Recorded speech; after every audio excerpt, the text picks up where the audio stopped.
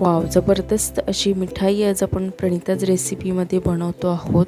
सध्या आंब्याचं सीझन चालू आहे आणि मार्केटमध्ये गेल्यावर लगेच घमघमाट सुटतो आंब्यांचा आणि जिकडे बघाव तिकडे आंबेच आंबे दिसत आहेत। तर त्या दिवशी मी भरपूर सारे आंबे घेऊन आलेले आहे घरी आणि काही रेसिपी मी बनवल्या। त्यातलीच ही एक रेसिपी मी शूट देखील केली जेणेकरून तुमच्यासोबत ही रेसिपी मी शेअर करू शकते।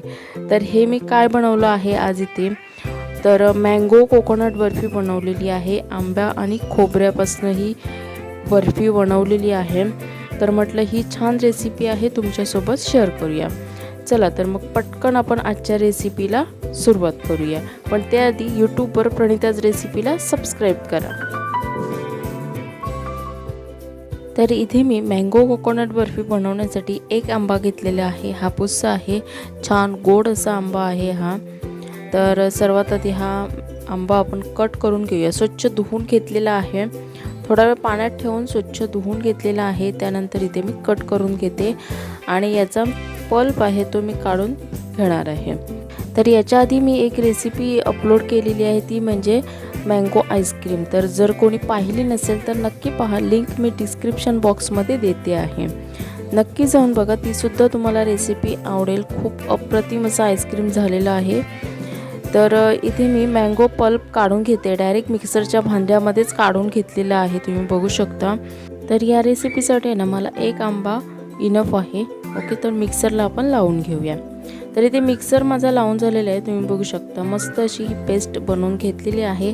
आता यामध्ये 1.5 वाटी साखर घातलेली आहे, अख्खी साखर। ओके, आणि याच्यासाठी मी इथे 2 वाटी कोकोनट, आपलं ओल्या नारळाचा किस असतो ना, तो इथे घेतलेला आहे। आणि थोडा थोडा करून आपल्याला मिक्सरमध्ये एक खोबरं घालून आपल्याला वाटून घ्यायचं आहे। थोडंसं फिरवून घेतलं, थोडं बसलं। आता हे उरलेलं जे खोबरं आहे ना, ते यामध्ये घालून घ्यायचं आहे आणि मिक्सरला लावून घ्यायचं आहे। तर ओबडधोबडच वाटून घ्यायचं आहे, एकदम ह्याची फाईन पेस्ट बनवायची नाही आहे बरं का। एकदम असं बारीक वाटायचं नाही आहे, तर मीडियम असं जाडसर ठेवायचं। तुम्ही बघू शकता याचं टेक्स्चर। तर आता ज्या पॅनमध्ये मला शिजवायचं आहे त्या पॅनमध्ये मी डायरेक्टली हे जे मिश्रण आहे ते काढून घेतलेलं आहे। आता काय करायचं, हे पॅन आहे डायरेक्ट मी गॅसवरती ठेवणार आहे। त्याच्या आधी आपल्याला एक तयारी करून घ्यायची आहे, ती म्हणजे एका प्लेटला किंवा ताटाला आहे ना, एक तर तूप लावून घ्या किंवा तेल लावून घ्या, असं काहीही जे तुम्हाला योग्य वाटेल ते तुम्ही इथे लावून घेऊ शकता। ओके, ही पुढची सर्व तयारी आहे ना आधीच करून घ्यायची आहे। एकदा मिश्रण शिजायला ठेवलं की अजिबात वेळ मिळत नाही आपल्याला। तर इथे मी पॅन ठेवलेलं आहे, हलकंसं गरम होतं आहे, तुम्ही बघू शकता। आणि आता काय करायचं आहे, मिक्सरचं भांडं घेऊन जस्ट 2 चमचे फक्त मी इथे पाणी घातलेले आहे, त्या पलीकडे अजिबात पाणी वापरलेलं नाही आहे। मिक्सरला लावताना सुद्धा मी इथे पाण्याचा अजिबात वापर केलेला नाही आहे। तर हे मिश्रण आपल्याला एकदम लो गॅसवरती शिजवून घ्यायचं। फास्ट गॅस अजिबात करायचा नाही आहे। फास्ट गॅस केलात की ते करपू शकतं, झटकेपट करपू शकतं, अजिबात त्याला करपायला वेळ लागणार नाही आहे। त्याच्यामुळे गॅस एकदम लो ठेवायचा आहे। आणि आता तुम्ही बघू शकता हे पातळ झालेलं आहे। साखर जशी हे होईल ना, वितळेल ना, तसं तसं हे पातळ होत जाणार आहे। आणि आपल्याला लो गॅसवरती शिजवून घ्यायचं आहे। हे शिजण्यासाठी बराच वेळ लागतो आणि बरेच पेशन्स लागतात। तर इथे तुम्ही बघू शकता पाणी हळूहळू आटत चाललेलं आहे। आता यामध्ये मी घालते आहे केशर। इथे केशरच्या आवडीनुसार काड्या तुम्ही घालू शकता, मी ते 10-12 काड्या घातलेल्या आहेत। आणि ऑप्शनल आहे, असं नाही की घातलंच पाहिजेत केशर, असेल तर घाला, नाही घातलं तरी काहीच हरकत नाही आहे। माझ्याकडे असल्यामुळे मी इथे घालते आहे फ्लेवरसाठी। ओके, तर हे मिश्रण असंच आपण ढवळत राहूया।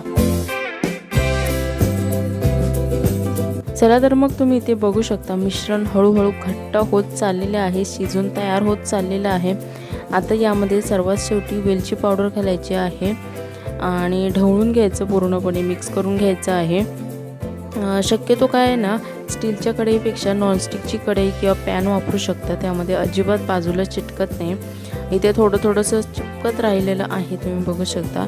तर हे शिजण्यासाठी आहे ना मला जवळजवळ 25 ते 30 मिनटं लागलेली आहेत।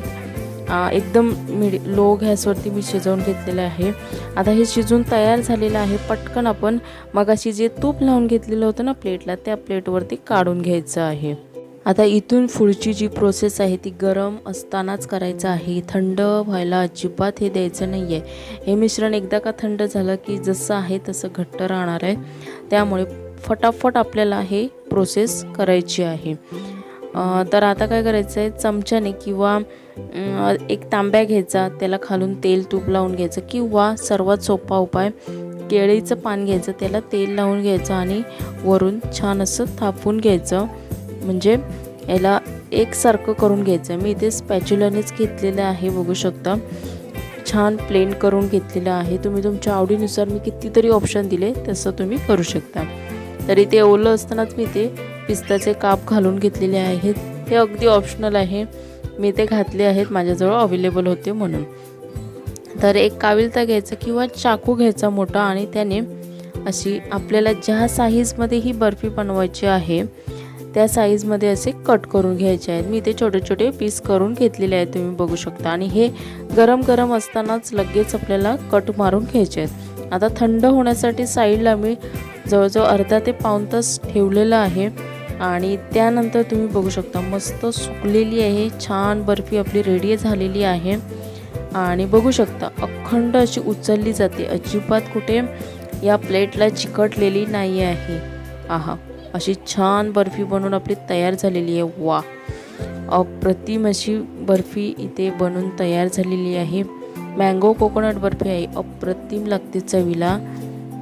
हे नक्की करून बघा, तुम्हाला सगळ्यांना आवडेल अशी छान रेसिपी आहे। इथे मँगो नसेल तरी सुद्धा तुम्ही कोकोनट बर्फी बनवू शकता। तर ती कशी बनवायची त्याची रेसिपी मी ऑलरेडी आहे ना अपलोड केलेली आहे यूट्यूबवरती, मी लिंक डिस्क्रिप्शन बॉक्समध्ये देते, तुम्ही नक्की जाऊन बघू शकता। तर मँगोचं सीझन संपायच्या आत ही रेसिपी नक्की करा, आणि मला कमेंट करून सांगायला अजिबात विसरू नका कशी झालेली आहे आजची ही मँगो कोकोनट बर्फी। तर आजची ही मँगो कोकोनट बर्फीची मला जर रेसिपी आवडली असेल तर लाईक करा, तुमच्या मित्रमैत्रीण नातेवाईकांसोबत ही रेसिपी शेअर करा। त्याचबरोबर यूट्यूबवर नवीन असाल, माझ्या चॅनलला अजून सबस्क्राईब केलं नसेल तर पटकन सबस्क्राईब करा, आणि बाजूला दिलेल्या बेल आयकॉनवरती सुद्धा क्लिक करा। आणि पुन्हा भेटूयात अशाच मस्त नवीन रेसिपीसोबत, तोपर्यंत धन्यवाद।